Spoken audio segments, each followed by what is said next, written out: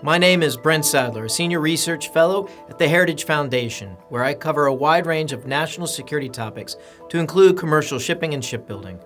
On August 12th, I was honored to spend several hours with Ambassador William Middendorf II, who worked for 3 presidents at the height of the Cold War and, importantly, to its successful conclusion.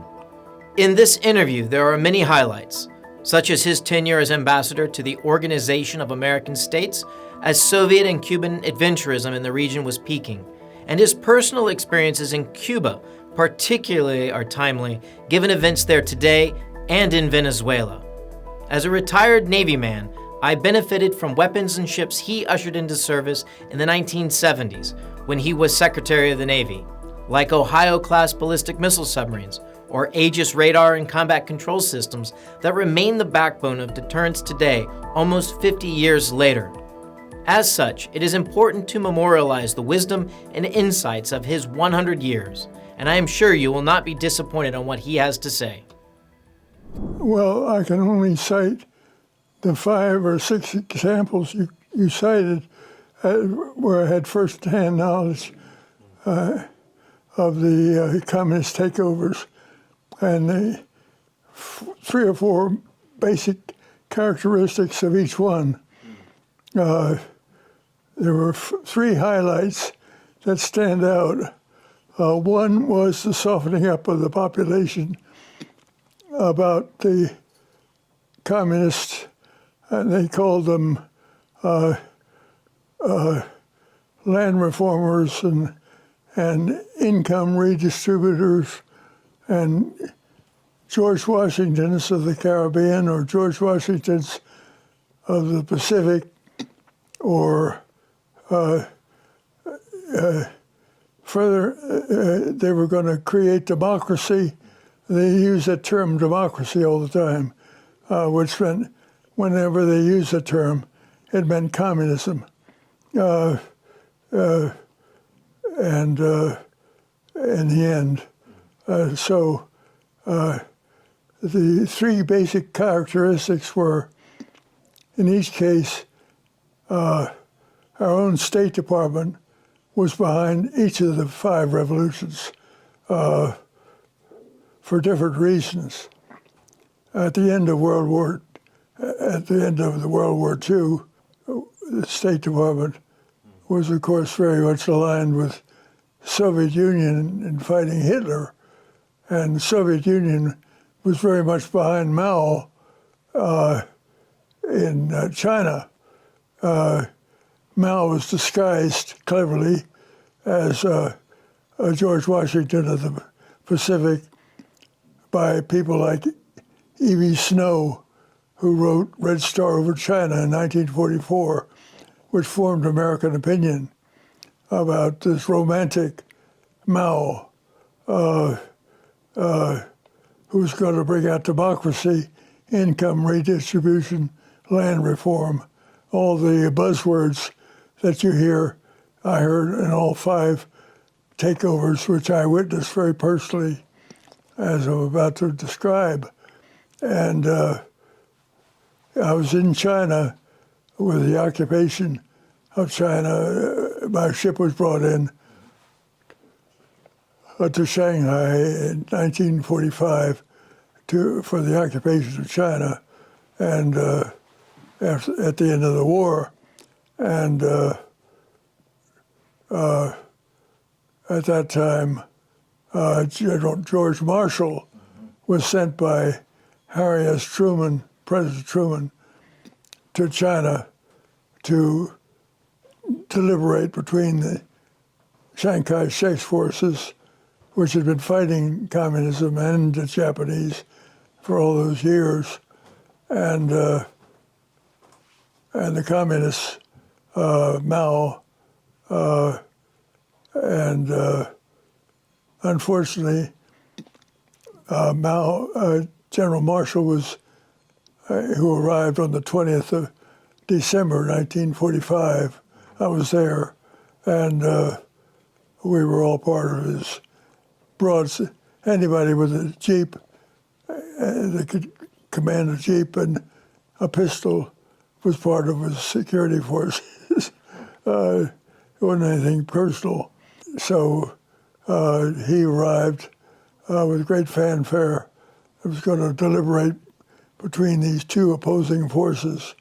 Chiang Kai-shek, who was trying to create a nationalist and hopefully free market country, and Mao, who was talking about bringing about democracy, translated communism, and he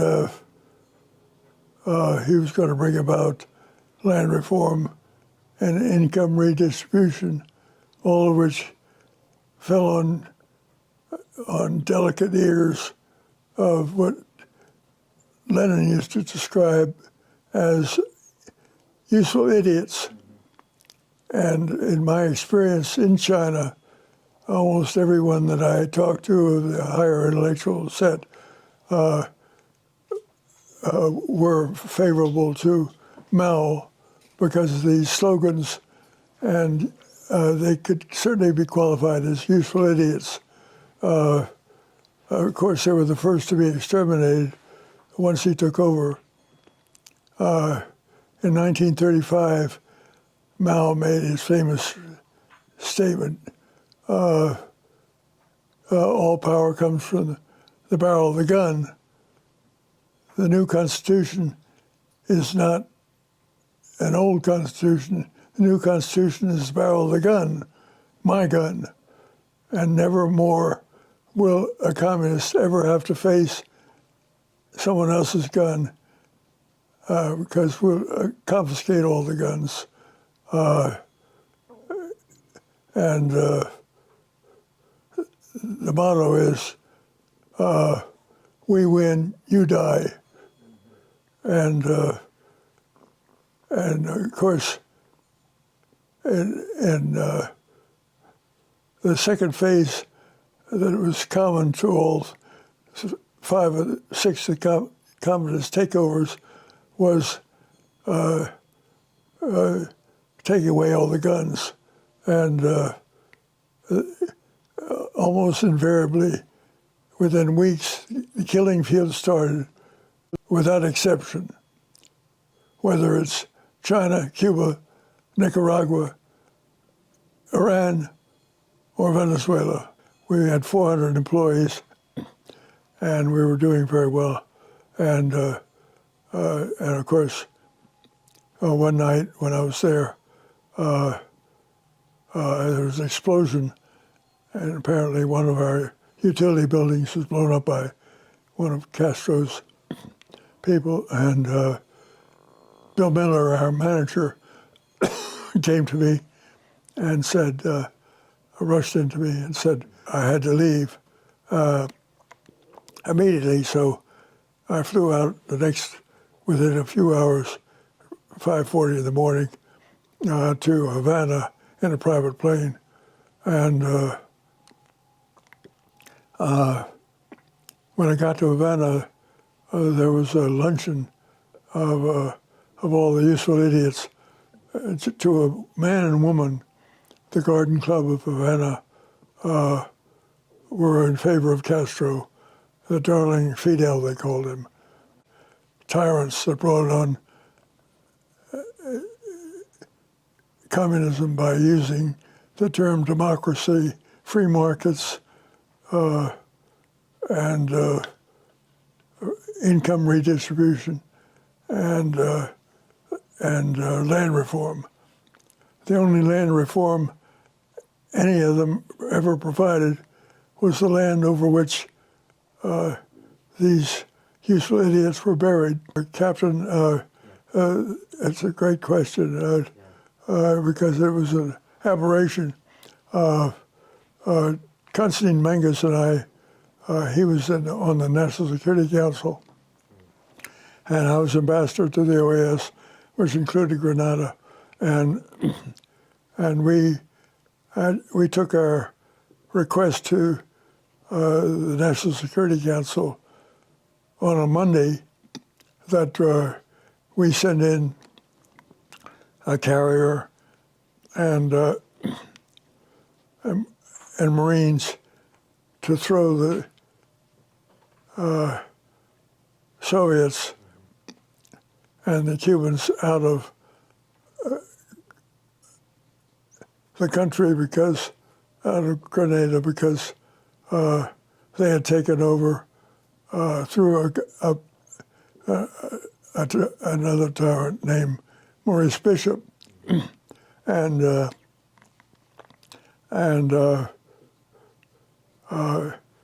we were successful in convincing the National Security Council by Wednesday, after 3 hearings, that this should be done.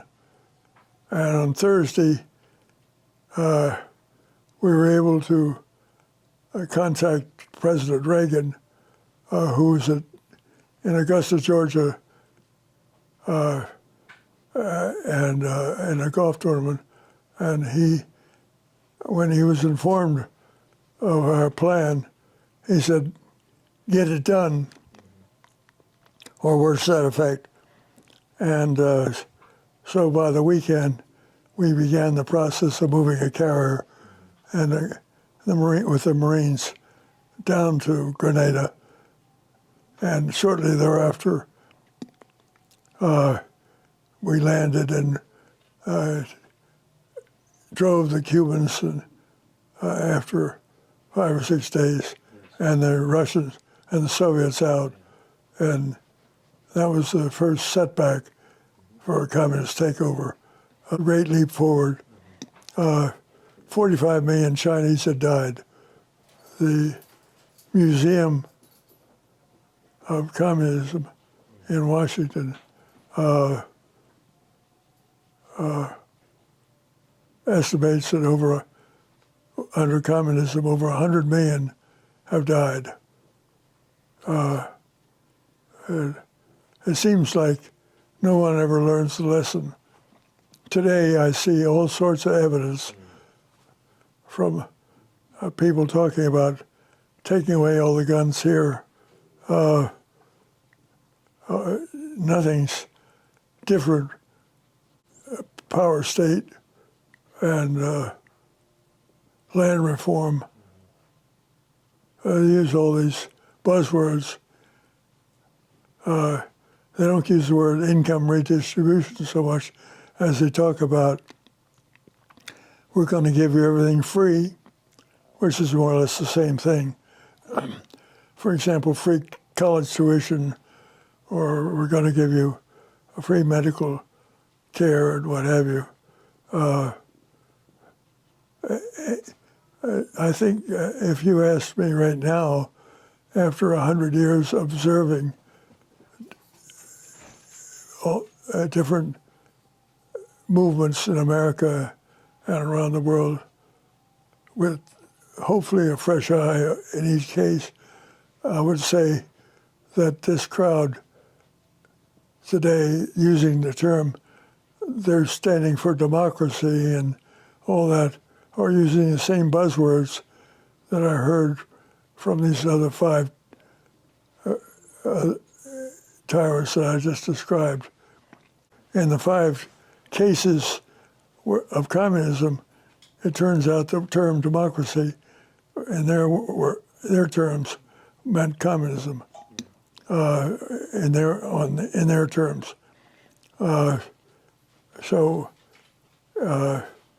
let's hope this crowd, even though they're extremely far left, has taken over our country now, is going to be respectful of our Constitution, but you can't always count on it because there's so many attacks on our Constitution already from them, such as the Supreme Court, and talking about increasing the number of states to include more Democrat supporters. What are your thoughts on this topic with regards to when you hear people today talk about regulating disinformation or misinformation in freedom of speech? That's exactly what I heard in all the other 5 takeovers. And so, of course, you can't relate what you hear today from our own politicians to these terrible despots that took over these 5 countries, because that would be unfair. But I just say that there are certain similarities that I hear today that are not dissimilar. Well, when I was appointed head of the Navy as secretary, I took my job very literally to recruit, maintain, and operate the Navy. The Chief of Naval Operations, who was my partner in everything, 73, when I took over the job, that the country was reeling from the Vietnam War and was looking for a peace dividend. And they were talking about cutting the Army and Air Force and the Navy. And already the Navy was being depleted. In order to have peace through strength, resolved in 1974 to rebuild the Navy in a major way, and we created the Ohio-class Trident missile submarine force, which is still to this day the backbone of our nuclear deterrence, with a large percentage of all of our nuclear weapons aboard the Trident missiles. Those missiles, and we also developed the Aegis missile system, and we put it on top of the 80 or so Arleigh Burke destroyers, which are now our main surface combatant force of the U.S. Navy. 50 years later, I had no idea. I had no idea they'd be around 50 years later, but as part of our backbone of our defense, 50 years later. But it's I'm very, of course, I take a certain small satisfaction in knowing that they do. One of the reasons why the president and the administration today named a ship after me recently was because of the long lifetime of our overwhelming peace through strength programs of the 70s. The only survival potential this nation has is peace through strength. Beware of anyone who says that his great purpose in life is to create democracy when he means communism. You have to be able to translate these. When a far left politician says that he or she alone stands for democracy, put your hand on your wallet.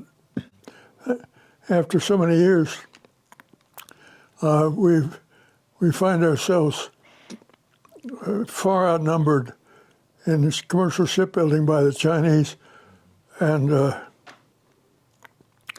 we have so much distance to make up, and he's been working on that, and he's farsighted on that. Yes. And also ship repair. We probably, when you consider the threat today from the Chinese and the Russians, and the Iranians, the North Koreans combined. United States has never, and now we have a sort of a vacant White House. United States has never threatened a bigger threat to its survival. And I think in the next 4 months,